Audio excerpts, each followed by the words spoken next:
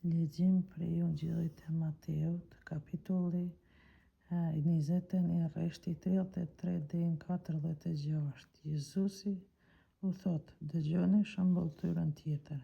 Ishte një zot shtëpie që kishte bjellnja vresht.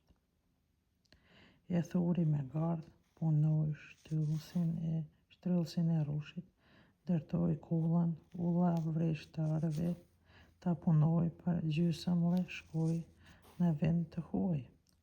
Kur u ofrua koha e të vjelave, dërgoi në vreshtarët shërbëtorët e vet për ta marrë frytin që i takonte. Vreshtarët i kapën shërbëtorët, njërin e rrahën, një tjetër e mbytën e një tjetër e vranë me gur. Prap dërgoi shërbëtorë të tjerë, më shumë se të parët, por se edhe atyre u bën ashtu. Në fund dërgoi të birin duke menduar: do të kenë nderim ndaj djalit tim.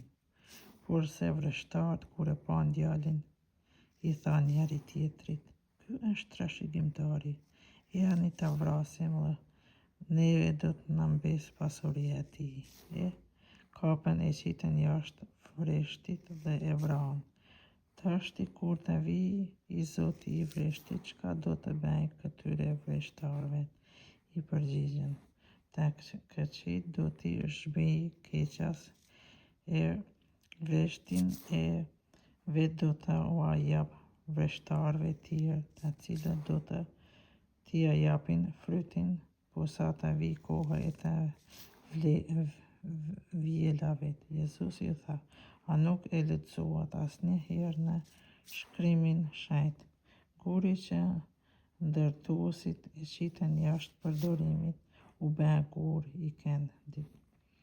Kjo është vepër e Zotit, seç mrekulli në sy tanë. Prandaj po ju them juve, do t'ju hiqet dorët mbretëria e Hyut e do t'i jepet një populli që i prodhon frytat e saj.